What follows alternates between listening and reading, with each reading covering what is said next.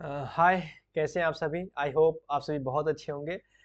तो जैसा कि आपको मालूम है कि हम बात कर रहे हैं क्वेश्चंस के ऊपर, और जो दिसंबर 2023 में जो एग्ज़ाम हुआ था उस क्वेश्चंस पे हम डिस्कस कर रहे हैं, और ये बात आप अच्छे से जानते हैं। इससे पहले हम 10 क्वेश्चंस पे बात कर चुके हैं, और वो क्वेश्चन तमाम के तमाम आपके प्लेलिस्ट में देखने को मिलेंगे। अब जा करके वहाँ से क्वेश्चंस को देखें और उसका फ़ायदा आप उठाइए, ठीक है ना? अब हम बात करेंगे क्वेश्चन नंबर 11 से, क्योंकि हम इससे पहले क्वेश्चन नंबर 10 तक बात कर चुके हैं। 1 से लेकर 10 तक हम बात कर चुके हैं। 2 वीडियो प्लेलिस्ट में मिल जाएगा, अब वहाँ जाकर देख सकते हैं। प्लेलिस्ट में जाएँगे तो डेट वाइज़ प्लेलिस्ट बना हुआ है। डेट वाइज बना हुआ है ना? 3 जिस डेट में एग्जाम हुआ था उसी डेट के हिसाब से प्लेलिस्ट बना हुआ है। उसमें जाएंगे आप, जाकर देखेंगे तो वहाँ आपको दिखने को मिलेगा। इस तरह से आपको दिक्कत नहीं होगी, आपको बहुत आसानी होगी क्वेश्चंस को ढूंढने में कि किस डेट में जो एग्जाम हुआ था उस डेट के एग्जाम में कौन से क्वेश्चंस पूछे गए थे। वो आपको प्ले लिस्ट में डेट वाइज दिया हुआ है, इसीलिए मैंने उसको इस तरह से अरेंज किया है ताकि आपको प्रॉब्लम ना हो, ठीक है ना? तो आइए बात करते हैं क्वेश्चन नंबर 11 से। जो हमारा क्वेश्चन है, कहता है क्वेश्चन नंबर 11 कि student of high intelligence will significantly do better in their academic achievement. जिस स्टूडेंट्स का इंटेलिजेंस हाई होगा वो उस स्टूडेंट्स के एकेडमिक अचीवमेंट जो है वो बेहतर होंगे, बेटर होंगे। तो विच टाइप ऑफ हाइपोथेसिस, ये कौन सा हाइपोथेसिस है? आप जानते हैं कि यहाँ जो है दो वेरिएबल्स है। हाइपोथेसिस जो हम बनाते हैं वो दो वेरिएबल्स के बीच जो है रिलेशनशिप हम देखने की कोशिश करते हैं। तो यहाँ दो तरह के हाइपोथेसिस हैं। हाई इंटेलिजेंस जो है वो इंडिपेंडेंट सॉरी वेरिएबल्स है, और एकेडमिक अचीवमेंट जो है वो डिपेंडेंट वेरिएबल्स है ना? दो वेरिएबल्स है।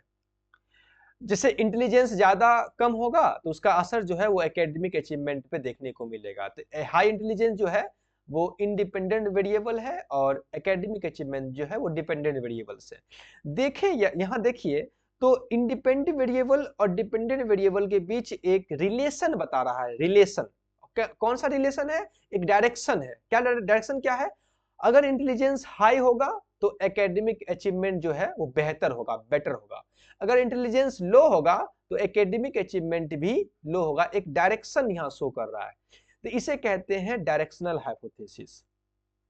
समझे कि नहीं समझे? इसे कहते हैं डायरेक्शनल हाइपोथेसिस, जिसमें जिस वेरिएबल्स में डायरेक्शन बता रहा है कि हाई इंटेलिजेंस यानी कि एकेडमिक अचीवमेंट भी हाई, लो इंटेलिजेंस यानी कि एकेडमिक अचीवमेंट भी लो। एक डायरेक्शन है ना, इसे कहते हैं डायरेक्शनल हाइपोथेसिस।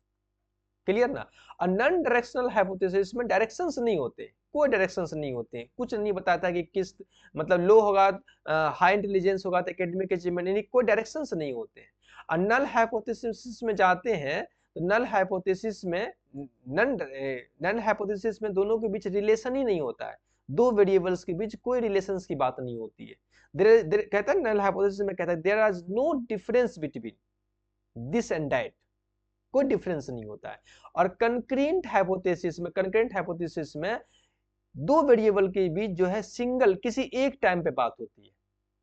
आइए इसको हम समझ लेते हैं कि directional hypothesis predicts a specific directions और outcomes, indicates an expected relationship between variables. जो डायरेक्शनल हाइपोथेसिस होते हैं वो प्रिडिक्ट करते हैं, अनुमान लगाते हैं ए स्पेसिफिक डायरेक्शन और आउटकम्स, एक कोई स्पेसिफिक, कोई खास डायरेक्शन या कोई एक खास आउटकम्स के बारे में वो प्रिडिक्ट करता है। Indicates an expected relationship between variables, ये इंडिकेट करता है एक एक्सपेक्टेड रिलेशनशिप बिटवीन वेरिएबल्स के बीच, दो वेरिएबल्स के बीच एक एक्सपेक्टेड रिलेशनशिप को इंडिकेट करता है कि ऐसा रिलेशनशिप हो सकता है। एक्सपेक्टेड, अनुमानित रिलेशनशिप के बारे में बात करता है। इसे कहते हैं डायरेक्शनल हाइपोथेसिस। यानी कि यहां देखेंगे, देखिए पहले कि इंडिपेंडेंट वेरिएबल का डिपेंडेंट वेरिएबल के साथ एक डायरेक्शन, एक स्पेसिफिक डायरेक्शन बता रहा था कि इंडिपेंडेंट वेरिएबल यानी कि इंटेलिजेंस अगर हाई होगा तो एकेडमिक अचीवमेंट भी हाई होगा, है ना? एक स्पेसिफिक डायरेक्शंस। तो ये जो है डायरेक्शनल हाइपोथेसिस जो है वो प्रिडिक्ट करता है एक स्पेसिफिक डायरेक्शंस या outcomes, indicate an expected relationship between variables. और नॉन डायरेक्शनल हाइपोथेसिस में, non directional hypothesis there is no specific, इसमें कोई डायरेक्शंस नहीं होते। जैसे यहाँ है डायरेक्शन, इंडिपेंडेंट वेरिएबल यानी कि इंटेलिजेंस हाई होगा तो एकेडमिक अचीवमेंट भी हाई होगा, इंटेलिजेंस लो होगा तो एकेडमिक अचीवमेंट, यह है ना स्पेसिफिक डायरेक्शन है। लेकिन नॉन डायरेक्शनल हाइपोथेसिस में कोई भी स्पेसिफिक डायरेक्शन की बात प्रिडिक्ट नहीं करता है।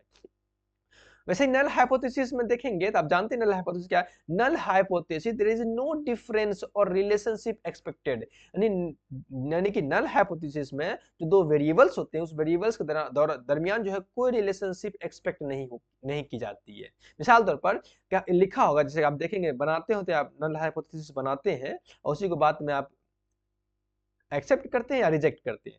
तो नल हाइपोथेसिस कहता है कि there will be no significant difference in academic achievement between students of high and average intelligence, यानी कि हाई और एवरेज इंटेलिजेंस स्टूडेंट्स के बीच जो है वो एकेडमिक अचीवमेंट में कोई डिफरेंस नहीं होगा। यही होता है नल हाइपोथेसिस। और concurrent hypothesis examines relationship between two variables at a single point in time। जो concurrent hypothesis होते हैं वो दो वेरिएबल्स के बीच जो है वो जो दो hypothesis, concurrent hypothesis examines relationship between two variables, दो वेरिएबल्स के बीच जो रिलेशनशिप है उसको जो एग्जामिन करता है वो एक सिंगल पॉइंट ऑफ टाइम, एक किसी खास समय पर करता है। इसलिए यहाँ नॉट अप्लीकेबल है, इसलिए यहाँ जो है ये अप्लीकेबल होगा ही नहीं, है ना कंकरेंट हाइपोथेसिस। तो ये इसका हो जाएगा आपको directional hypothesis answer. I hope आप बात को समझ गए होंगे कि डायरेक्शनल हाइपोथेसिस में एक खास तरह के डायरेक्शंस को प्रिडिक्ट किया जाता है और नल डायरेक्शनल हाइपोथेसिस में किसी तरह के डायरेक्शंस नहीं होते हैं। नल हाइपोथेसिस में दो वेरिएबल्स के बीच कोई रिलेशनशिप नहीं बताया जाता है, ठीक है ना। तो इस तरह से इसका आंसर ये हो जाएगा। क्वेश्चन नंबर 12 कहता है कि which of the following is correct, कौन सा स्टेटमेंट करेक्ट है। यहाँ कई अप्रोच, करिकुलम के कई सारे अप्रोच दिए हुए हैं। एक है intellectual academic approach of to curriculum, एक है behavioural rational approach to curriculum, एक है humanistic aesthetic approach to curriculum, एक है systematic managerial approach to curriculum, एक है रिकंसेप्चुअलाइज अप्रोच टू करिकुलम। ये कई तरह के करिकुलम्स दिए हुए हैं और बताना है किसमें से कौन सा करेक्ट है और कौन सा इनकरेक्ट है। करेक्ट कौन है वो बताना है। अच्छा, intellectual academic approach to curriculum propagates, जो intellectual academic approach to curriculum है वो प्रोपेगेट्स करता है for curriculum areas in arts, music and literature. देखिए, intellectual academic approach to curriculum जो है वो आर्ट्स या म्यूजिक की बात नहीं करता है। पहली बात तो ये बात करता है मैथ्स की, ये बात करता है साइंस की, ये बात करता है इंटेलेक्ट की, ये आर्ट्स और म्यूजिक की बात नहीं करता, इसलिए ये गलत हो जाएगा। अच्छा, behavioural rational approach to curriculum is also known as logical positivism, conceptual rational scientific and technocratic approach. बिल्कुल, यहाँ बिहेवियरल रेशनल, ध्यान रेशनल पर जोड़ दिए, रेशनल अप्रोच टू करिकुलम।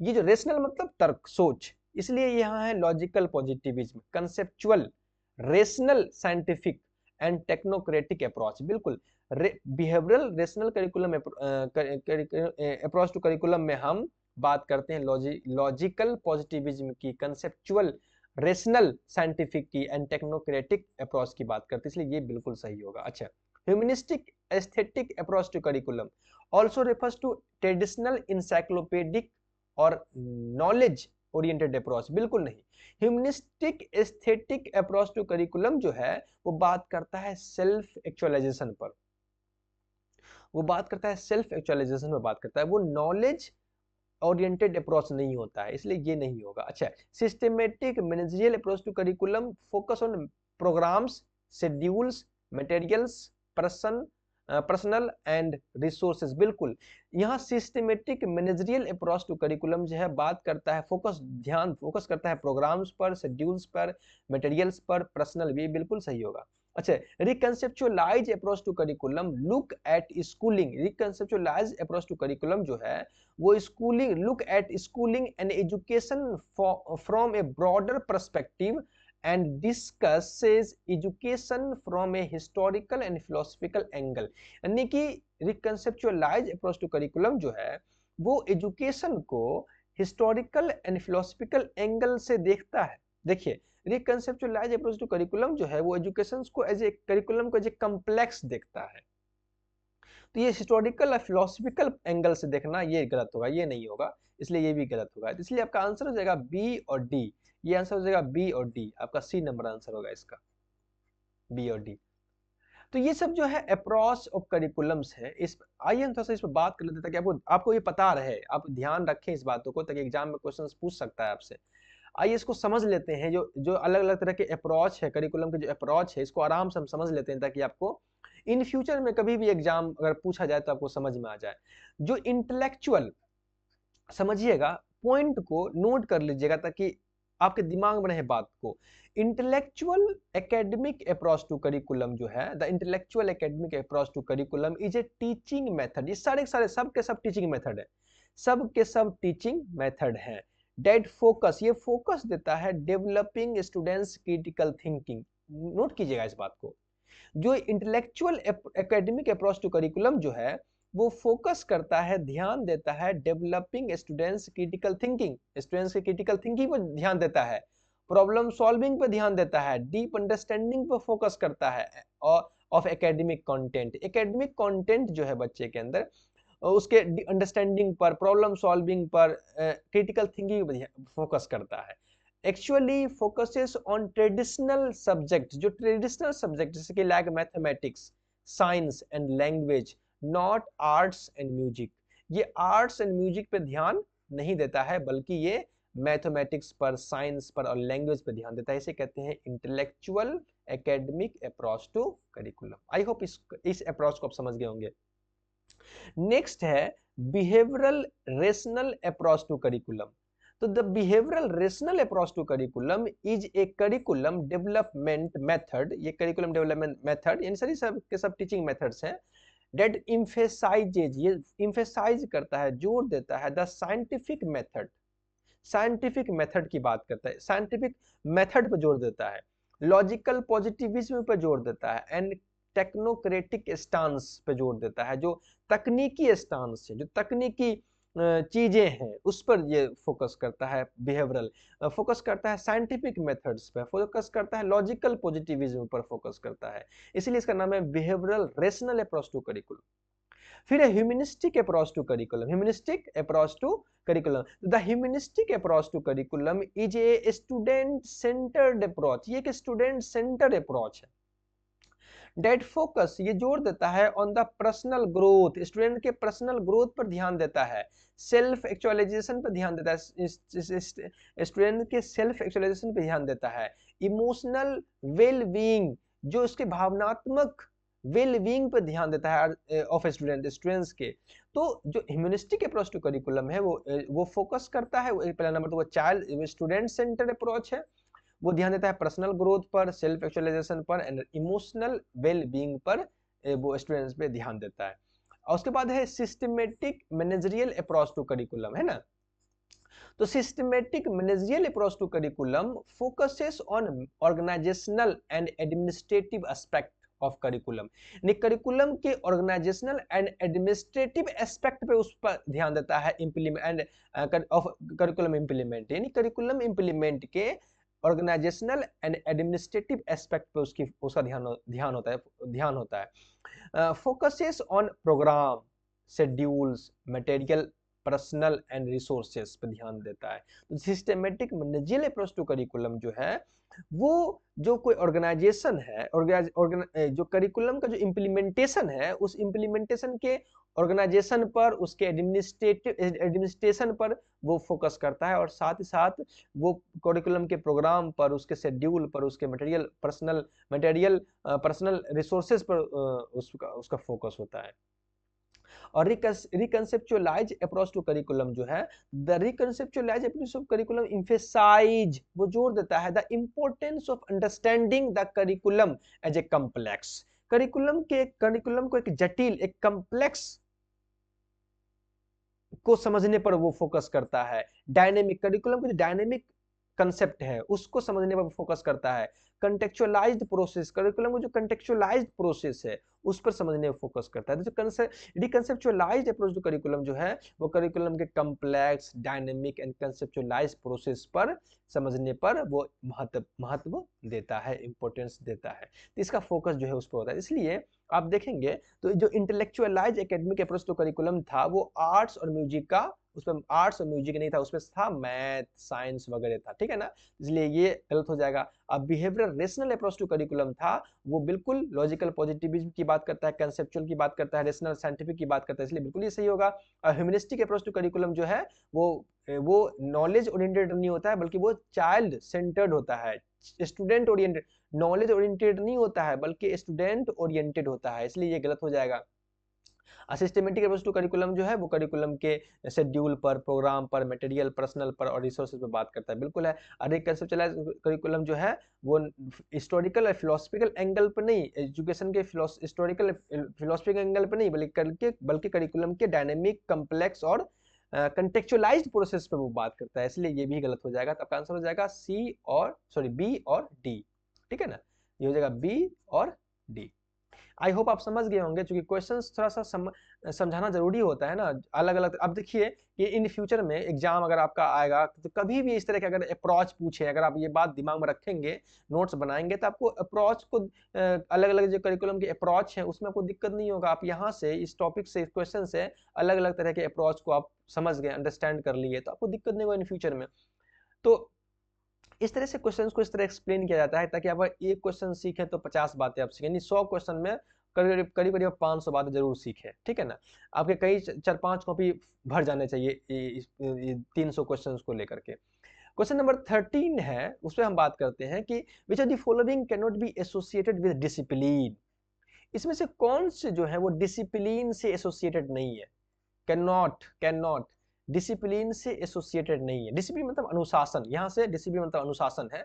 अब देखिए अथॉरिटी ये है, पनिशमेंट ये है, रिवार्ड ये है, चाइल्ड सेंटर्डनेस ये डिसिप्लिन से जुड़ा हुआ नहीं है, ये अनुशासन से जुड़ा हुआ नहीं है, चाइल्ड सेंटर्ड इसका नॉट कौन नहीं होगा, इसका हो जाएगा चाइल्ड सेंटर्ड। आइए इसको समझ लेते हैं कि discipline is the ability to control oneself और अदर। डिसिप्लिन क्या है, अनुशासन क्या है, discipline, what is the discipline, क्या है डिसिप्लिन।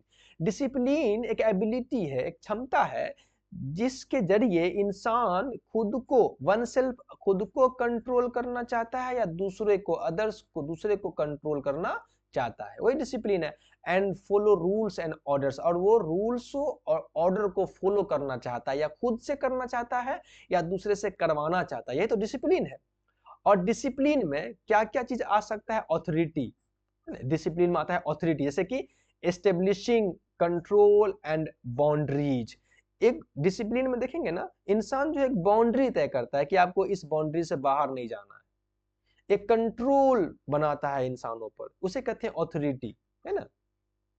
तो ये डिसिप्लिन, ये डिसिप्लिन है। अच्छा पनिशमेंट, पनिशमेंट मतलब कंसिक्वेंसेस फॉर मिसबिहेवियर, यानी मिसबिहेवियर के लिए जो इंसान गलत व्यवहार करता है उस गलत व्यवहार के लिए इंसान को पनिश करना, कंसिक्वेंस पनिश करना, वही तो है मिसबिहेवियर। और उसके reward, reward incentives for good behaviour, अच्छे बिहेवियर के लिए प्रोत्साहित करना, इंसेंटिव्स देना। तो अच्छे बिहेवियर के लिए इंसेंटिव्स देना, ये रिवार्ड, ये भी डिसिप्लिन के अंदर आता है। इसी तरह ऑथोरिटी भी डिसिप्लिन के अंदर आता है, पनिशमेंट भी डिसिप्लिन का एक हिस्सा है, रिवार्ड भी डिसिप्लिन का ही एक हिस्सा है। क्यों, क्योंकि हम गुड बिहेवियर को, अच्छे बिहेवियर को पाने के लिए इंसेंटिव्स देते हैं, बच्चों को प्रोत्साहित करते हैं, कुछ इनाम्स देते हैं, तो ये भी डिसिप्लिन का ही हिस्सा है, ठीक है ना। तो these all are associated with disciplines but child centeredness is not part of discipline, लेकिन child centeredness जो है वो डिसिप्लिन का पार्ट नहीं है, क्लियर ना। तो इस तरह से आपका आंसर हो जाएगा चाइल्ड सेंटर्डनेस, जो डिसिप्लिन का पार्ट नहीं है, ठीक है ना, ये है, ये है और ये है। आई होप आप बात को समझ गए होंगे ना, आपको समझ में आ रहा होगा अच्छी तरीके से, मैं समझ सकता हूँ इस बात को।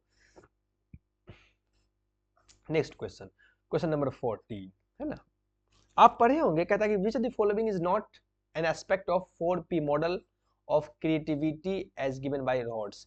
रॉड्स ने क्रिएटिविटी के लिए 4P मॉडल दिया, 4P मॉडल दिया क्रिएटिविटी के लिए। तो कहता है कि उसमें से कौन सा एस्पेक्ट नहीं है। आप जानते हैं कि जो 4P मॉडल है रॉड्स ने, उन्होंने 19, आपको याद होगा पता नहीं, 1961 में उन्होंने एक मॉडल दिया 4P मॉडल। 4P मॉडल में वो 5P की, सॉरी 4P की बात करते हैं, 4P की। एक P में पर्सन है, एक P में वो पर्सन की बात करते हैं। दूसरा P मतलब होता है प्रोसेस, तीसरा P मतलब होता है प्रोडक्ट, और तीसरा चौथा P होता है प्रेस। ये 4P की वो बात करते हैं। रॉड्स ने क्रिएटिविटी के लिए 4P मॉडल दिया। दरअसल रॉड्स ने लगभग अलग अलग तरह के करीब 40 से 45 क्रिएटिविटी के डिफिनीशंस को पढ़ा, और उसके बाद में उन्होंने एक मॉडल्स दिया जिसे 4P मॉडल्स कहते हैं 1961 में, है ना। और उसमें 4P में एक पर्सन है, प्रोसेस है, प्रोडक्ट है, प्रेस है। तो पर्सन है, प्रोसेस है, प्रेस है, लेकिन पियर्स नहीं है, ये नहीं है, पियर्स नहीं, प्रोडक्ट है, प्रोडक्ट है, ठीक है ना। तो ये नहीं है, तो इसलिए इसका आंसर हो जाएगा ये बी नंबर, ठीक है ना। तो आई होप आप बात को समझ गए। आइए इसको समझ लेते हैं अच्छे तरीके से, ताकि आपको नोट बना लें और आज के बाद 4P मॉडल्स में आपको दिक्कत, क्रिएटिविटी के 4P मॉडल्स में आपको दिक्कत ना हो, ठीक है ना। The 4P's model of creativity, जो क्रिएटिविटी के जो 4P मॉडल्स है, helps identify and foster creativity. ये जो 4P मॉडल है, उससे हमको हेल्प मिलता है आइडेंटिफाई करने के लिए और फोस्टर करने के लिए क्रिएटिविटी को आइडेंटिफाई करने के लिए, उसको फोस्टर बढ़ाने के लिए, बढ़ाने के लिए हमको हेल्प मिलता है 4P मॉडल से। इन वेरियस कॉन्टेक्स्ट, अलग अलग कॉन्टेक्स्ट में, हर कॉन्टेक्स्ट में हम क्रिएटिविटी को आइडेंटिफाई और फोस्टर करते हैं। डेवलप्ड बाय मेल रॉड्स 1961 में मेल रॉड्स ने इसको डेवलप किया था। इसमें जो P1 है, P1 पर्सन्स, जो पर्सन्स है वो क्या है, 4P मॉडल में जो एक P है, यानी P1 जो है पर्सन, जिसको पर्सन कहा गया है, वो क्या है। दरअसल पर्सन जो है रिफर्स टू इंडिविजुअल्स पर्सनालिटी, किसी व्यक्ति के पर्सनालिटी है। P1 पर्सन जो है वो किसी व्यक्ति की पर्सनालिटी है, या कैरेक्टरिस्टिक है, या इंटेलेक्ट है, या ट्रेड्स है, या फिजिक है, या हैबिट्स है, या एटीट्यूड्स है, या सेल्फ कंसेप्ट है, या बिहेवियर है, या एबिलिटीज है। ये है पर्सन P1। P1 जो है मॉडल ऑफ क्रिएटिविटी में, उसने बात किया P1 में, पर्सन में, यानी P1 मतलब पर्सन, वो बात किया कि पर्सन जो है किसी इंडिविजुअल्स के पर्सनालिटी हो सकता है, कैरेक्टरिस्टिक हो सकता है, इंटेलेक्ट हो सकता है, ट्रेड्स हो सकता है, फिजिक्स हो सकता है, हैबिट्स हो सकता है, एटीट्यूड्स हो सकता है, सेल्फ कंसेप्ट हो सकता है, बिहेवियर हो सकता है, एबिलिटीज हो सकता है, या और भी चीजें ऐसी हो सकती है। अब P2 जो प्रोसेस है, उसमें कहा कि इनकम्पासेस, इसमें शामिल, इनकम्पास मतलब शामिल होना, इनकम्पासेस इसमें शामिल है the mental and physical activities, यानी कि किसी इंसान के मेंटल एंड फिजिकल एक्टिविटी जो है वो P1 P2 यानी प्रोसेस में शामिल है। यानी प्रोसेस मतलब mental and physical activity involved in creative thinking such as brainstorming and problem solving. इसमें इन्वॉल्व है, शामिल है, मेंटल एंड फिजिकल एक्टिविटी में शामिल है creative thinking, brainstorming and problem solving जैसी चीजें शामिल है। फिर प्रोडक्ट में वो बात करता है, प्रोडक्ट में P3 में प्रोडक्ट जो है वो कहता है रिलेट्स टू द टेंजेबल और इनटेंजेबल आउटकम्स, टेंजेबल और intangible outcomes of the creative process. जो क्रिएटिव प्रोसेस है उसमें जो टेंजेबल और इनटेंजेबल जो आउटकम्स हैं, उसकी वो है प्रोडक्ट। अच्छा, टेंजेबल मतलब क्या, वो चीज, टेंजेबल मतलब मूर्त, टेंजेबल मतलब मूर्त, अमूर्त मतलब कंक्रीट। यानी टेंजेबल कहते हैं उन चीजों को जिसको हम देख सकते हैं, छू सकते हैं, कंक्रीट चीजों को। और इनटेंजेबल मतलब एब्स्ट्रैक्ट चीज, एब्स्ट्रैक्ट। एब्स्ट्रैक्ट यानी कि अमूर्त चीज, वो चीज है जिसको हम देख नहीं सकते, छू नहीं सकते, जैसे कि नॉलेज, जैसे कि इंटेलिजेंस। तो प्रोडक्ट में वो बात करता है कि टेंजेबल और intangible outcomes of the creative process, यानी क्रिएटिव प्रोसेस के दौरान जो किसी इंसान का जो टेंजेबल और इनटेंजेबल आउटकम्स है वो दरअसल प्रोडक्ट है। जैसे कि आर्ट वर्क्स, जैसे कि इन्वेंशंस, जैसे कि आइडियाज। अब इन्वेंशंस क्या है, इन्वेंशन क्या है, वो टेंजेबल चीज है, कोई चीज इन्वेंट लोग करेगा। अच्छा आइडियाज का है, आइडिया वो इंटेंजिबल चीज है आइडियाज। अच्छा आर्ट वर्क्स क्या है, आर्ट वर्क्स वो टेंजिबल चीज है। तो इन सब चीजों, इन क्रिएटिव प्रोसेस के दौरान जो इंसान इन सब चीजों को पैदा करता है, निकालता है या इंसान से निकलता है, उसे कहा गया प्रोडक्ट, P3। अब P4 जो है प्रेस, प्रेस कहा गया concerns the external factors that influence creativity. यानी प्रेस मतलब वो बाहरी फैक्टर, वो बाहरी कारक, एक्सटर्नल कारक जो क्रिएटिविटी को इन्फ्लुएंस करता है, प्रभावित करता है। जैसे कि सोशल फैक्टर्स हो सकता है, कल्चरल फैक्टर्स हो सकता है, एंड फिजिकल इन्वायरमेंट हो सकता है, जो क्रिएटिविटी को प्रभावित करता है। तो इसको ये है प्रेस P4।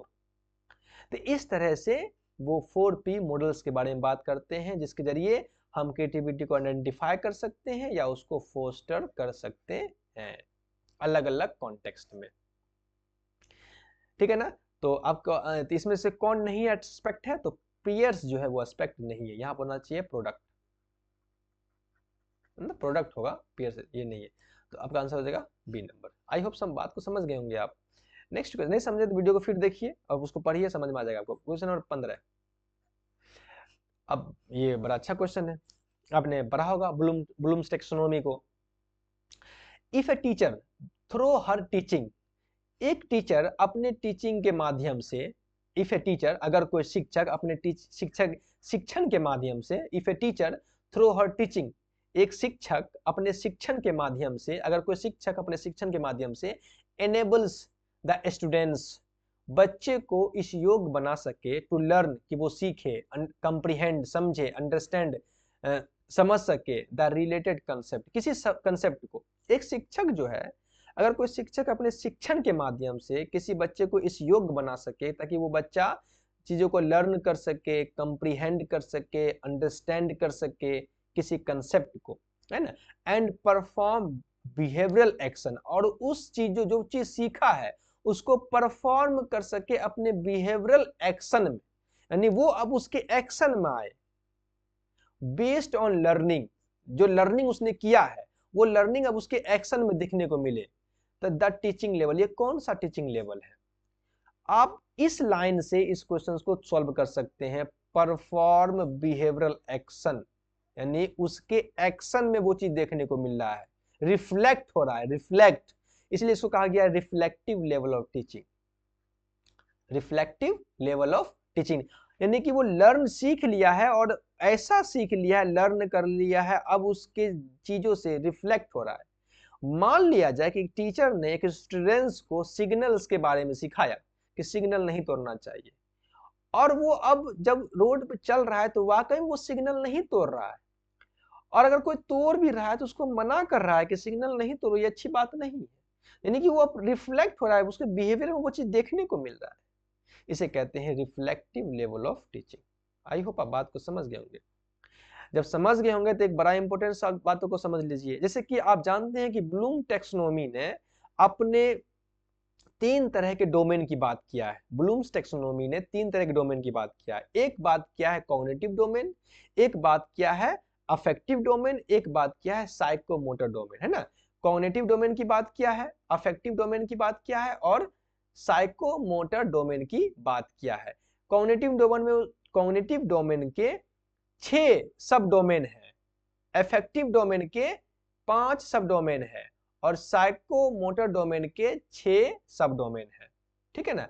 जो कॉग्निटिव डोमेन है, कॉग्निटिव डोमेन, उसमें पहला है मेमोरी लेवल टीचिंग, दूसरा है अंडरस्टैंडिंग लेवल, उसके जो कॉग्निटिव डोमेन के जो सब डोमेन है, कॉग्निटिव डोमेन के जो सब डोमेन है, कॉग्निटिव डोमेन में 6 डोमेन है, 6 1 2 3 4 5 और 6। बाकी ये है और ये भी है। तो कॉग्निटिव जो इसमें पहला डोमेन है वो मेमोरी लेवल, दूसरा अंडरस्टैंडिंग, तीसरा application level, first, second and third. और जो रिफ्लेक्टिव लेवल है इसके अंदर 3 डोमेन आते हैं। एक होते हैं एनालिसिस, दूसरा होता है एनालिसिस है, इवेल्युएशन है, और उसका दूसरा तीसरा है क्रिएटिंग है। तो इस तरह से 6 डोमेन है कॉग्निटिव डोमेन में के। सब जो है सब डोमेन 6 हैं जिसके बारे में मैंने यहाँ कहा आपसे। तो ये दरअसल जो क्वेश्चन है वो ब्लूम्स टैक्सोनॉमी के कॉग्निटिव डोमेन से जुड़ा हुआ है। तो आइए हम इस क्वेश्चंस के माध्यम से ब्लूम्स टैक्सोनॉमी के कॉग्निटिव डोमेन को समझ लेते हैं। अफेक्टिव डोमेन और साइकोमोटर डोमेन को छोड़ अगर किसी क्वेश्चन में आएगा तो ये भी समझ लेंगे, लेकिन ज्यादातर क्वेश्चन जो है कॉग्निटिव डोमेन से ही पूछे जाते हैं। आइए इसको समझ लेते हैं ताकि इन फ्यूचर में कभी भी एग्जाम में क्वेश्चन आए तो आप कम से कम एक एस्पेक्ट को तो आपको याद रहे, ब्लूम्स टैक्सोनॉमी के एक एस्पेक्ट को, एक डोमेन को तो आपको पता रहे, ठीक है ना। आइए इसको समझ लेते हैं एक फ्रेमवर्क से। मैं इसको बनाया हूं, आपके सामने में है, आप नोट्स कर लेंगे चीजों को, आपको आपके लिए आसानी होगी। तो cognitive domain of learning according to Bloom's taxonomy के हिसाब से कॉग्निटिव डोमेन लर्निंग के कॉग्निटिव डोमेन, ठीक है ना। उसके सब डोमेन, मैंने कहा ना कॉग्निटिव डोमेन के 6 डोमेन है, 6 सब डोमेन है। सब डोमेन ऑफ कॉग्निटिव लेवल, इधर सामने आपके सामने डिफिनीशन है। ब्लूम टैक्सोनॉमी ने 1956 में अपना ब्लूम्स टैक्सोनॉमी बनाया, बाद में इसको 2001 में रिवाइज किया गया। और जब 2001 में रिवाइज किया गया तो इससे कुछ शब्द को चेंज कर दिया गया, ठीक है ना। आइए समझते हैं। तो कॉग्निटिव डोमेन ऑफ लर्निंग के जो कॉग्निटिव डोमेन है उसके जो सब डोमेन है उसमें पहला है first knowledge level of teaching. ये 1956 में था, बाद में जब 2001 में चेंज किया गया जिसको नाम रख दिया गया रिमेम्बरिंग लेवल ऑफ टीचिंग। ऐसे ही कहा गया मेमोरी लेवल ऑफ टीचिंग, है ना। नॉलेज लेवल ऑफ टीचिंग 1956 में था, इसी को कहा गया रिमेम्बरिंग लेवल ऑफ टीचिंग 2001 में जब इसको रिवाइज किया गया, और इसी का दूसरा नाम है मेमोरी लेवल ऑफ टीचिंग, ठीक है ना। तो इसमें क्या है, this level of teaching is focus on memorisation. Teaching का जो ये लेवल है ये फोकस करता है मेमोराइजेशन पर, रिकॉलिंग फैक्ट्स, चीजों को याद करने पर, इंफॉर्मेशंस एंड कंसेप्ट। यानी कि जो मेमोरी लेवल ऑफ टीचिंग है या नॉलेज लेवल ऑफ टीचिंग है या रिमेम्बरिंग लेवल ऑफ टीचिंग है ब्लूम्स टैक्सोनॉमी का, वो फोकस करता है चीजों को मेमोराइज करने पर, रिकॉल करने पर, फैक्ट को, इंफॉर्मेशंस को और कंसेप्ट को, ठीक है ना। It is a consider the lowest level of, ये टीचिंग का सबसे लोएस्ट लेवल ऑफ टीचिंग है ना। Lowest level of teaching, teaching का सबसे लोएस्ट लेवल जो है वो है नॉलेज लेवल या इसे क्या रिमेम्बरिंग लेवल या मेमोरी लेवल टीचिंग जो है वो टीचिंग का सबसे लोएस्ट लेवल है। नेक्स्ट है कंप्रीहेंसिव लेवल ऑफ टीचिंग, ये दूसरा नंबर है। कंप्रीहेंसिव लेवल ऑफ टीचिंग 1956 में इसका नाम था, लेकिन इस 2001 में चेंज कर दिया गया अंडरस्टैंडिंग लेवल ऑफ टीचिंग के नाम पर। तो this level of teaching help students comprehend and interact with concept. इस लेवल में स्टूडेंट्स को हेल्प मिलता है चीजों वो कंप्रीहेंड कर सके, चीजों को इंटरेक्ट कर सके, विद कंसेप्ट के साथ इंटरेक्ट कर सके, उसको कंप्रीहेंड कर सके, समझ सके, अंडरस्टैंड कर सके चीजों को। मेमोरी के बाद इस मेमोरी सबसे लोएस्ट लेवल ऑफ टीचिंग है, उसके थोड़ा सा बेहतर लेवल जो है, थोड़ा सा बेहतर है, ये थोड़ा सा बेहतर है, नहीं थोड़ा सा बेहतर है, ये सबसे लो है, इस थोड़ा सा बेहतर है। और उसके बाद है एप्लीकेशन लेवल ऑफ टीचिंग, 1956 में इसका नाम रखा गया था, लेकिन बाद में 2001 में चेंज कर दिया गया अप्लाइंग लेवल ऑफ टीचिंग। इसमें क्या है, this level is the third level of cognitive domain. ये कॉग्निटिव डोमेन का तीसरा लेवल है, वेयर जहां students use what they have learned in new situation. जहां स्टूडेंट्स जो है जो चीज सीखा है उसको अप्लाई करता है न्यू सिचुएशन में, नए सिचुएशन में उसको अप्लाई करता है। ये बात समझिएगा, चीजों को याद रखिएगा चीजों को, ठीक है ना। ये थर्ड लेवल है, थर्ड लेवल। ये तीनों जो है first level, second level, third level, ये लोअर लेवल है, इसे लोअर लेवल कहा गया है, लोअर लेवल इसको कहा गया है, ठीक है ना। आप आई होप आप इसको समझ गए होंगे। उसके बाद जो है एनालिसिस, इवेल्युएशन और सिंथेसिस, 1956 में इसका नाम ये था, बाद में इसको चेंज कर दिया गया analysis, evaluation and creating. Analysis analysis है, इवैल्यूएशन इवैल्यूएशन है, सिंथेसिस को कर दिया गया क्रिएटिंग, ये 2001 में कर दिया गया। ये जो है ये तीनों, ये एक है, यानी मैंने 1 2 3 की बात किया, ये 4 है, ये 5 है और ये 6 है। इस तरह से 6 सब डोमेन की मैंने बात किया। इसे कहा गया रिफ्लेक्टिव लेवल ऑफ टीचिंग। यहां आकर के बच्चा अपने आप को रिफ्लेक्ट करने लगता है, इसीलिए इसको कहा गया higher level of teaching. Higher level, ये लोअर लेवल है, इसको कहा गया हायर लेवल। इसमें क्या होता है, this level of teaching focuses on developing students' ability to reflect on their learning, thoughts and experience। देखिए रिफ्लेक्ट लिखा हुआ है, reflect. This level of teaching, teaching का ये लेवल जो है वो फोकस करता है डेवलपिंग स्टूडेंट्स एबिलिटी, स्टूडेंट्स की एबिलिटी को डेवलप करना, to reflect on their learning, वो अपने लर्निंग को रिफ्लेक्ट करना, लर्निंग को, थॉट्स को, एक्सपीरियंस को रिफ्लेक्ट करना। ये रिफ्लेक्ट शब्द जो है ये इंपॉर्टेंट है इस लेवल में, हायर लेवल में, है ना, रिफ्लेक्टिव लेवल, इसलिए इसको कहा गया है reflective level of teaching, reflective level of teaching. तो आई होप आपको बात समझ में आ गया होगा। आप यहाँ ब्लूम्स टेक्सोनोमी के कॉग्निटिव डोमेन को आप समझ गए होंगे। ब्लूम्स टेक्सोनोमी के कॉग्निटिव डोमेन को जो 6 सब डोमेन में डिवाइड किया गया है, नॉलेज, कंप्रीहेंशन और एप्लीकेशन 3, एनालिसिस 4, इवैल्यूएशन 5 और सिंथेसिस 6। ठीक है ना, तो 6 तरह के लेवल्स है। अब बाकी इसको जो डिफिनीशन जो है वो आपके सामने मैं रख दिया हूँ, चीजों को देख लीजिएगा, समझ लीजिएगा, और इस तरह से एक जो बहुत बड़ा ब्लूम्स टैक्सोनॉमी का एक बहुत इंपॉर्टेंट हिस्सा है वो यहाँ से कंप्लीट होता है। इस तरह से इसका जो आंसर होगा, स्टूडेंट्स को जो स्टूडेंट जो बिहेवियर को अपने एक्शन में परफॉर्म करेगा उसे कहते हैं reflective level of teaching. I hope आपको बात समझ में आए। क्वेश्चन थोड़ा सा लंबा होता है वीडियो, चूंकि चीजों को एक्सप्लेन करना पड़ता है, आप एक क्वेश्चन से एक पूरे कंसेप्ट को समझते हैं, तो इसलिए वीडियो लंबा होता है। अगर इस तरह से आप 500-600 क्वेश्चन, 400-500 क्वेश्चन देख लेंगे तो आपके बहुत अच्छे मार्क्स आते हैं, बहुत कुछ सीखते हैं आप। तो इस तरह से 5 क्वेश्चन से मैंने 11 से लेकर 15 तक क्वेश्चन को यहाँ डील किया। नेक्स्ट वीडियो में हम बात करेंगे 16 से लेकर के 12 तक 20 तक क्वेश्चंस पर, ठीक है ना। अगर आपको कोई प्रॉब्लम हो तो मुझे कमेंट्स कर सकते हैं, अगर आपको अच्छा लगे तो वीडियो को शेयर कर सकते हैं दोस्तों के साथ। अगर आप चाहते हैं कि आप जो सीख रहे हैं आपके दोस्त भी सीखें तो आप इस वीडियो को जरूर शेयर करें। मिलते हैं फिर नेक्स्ट वीडियो में, तब तक के लिए अपना ख्याल रखिएगा। Okay, bye.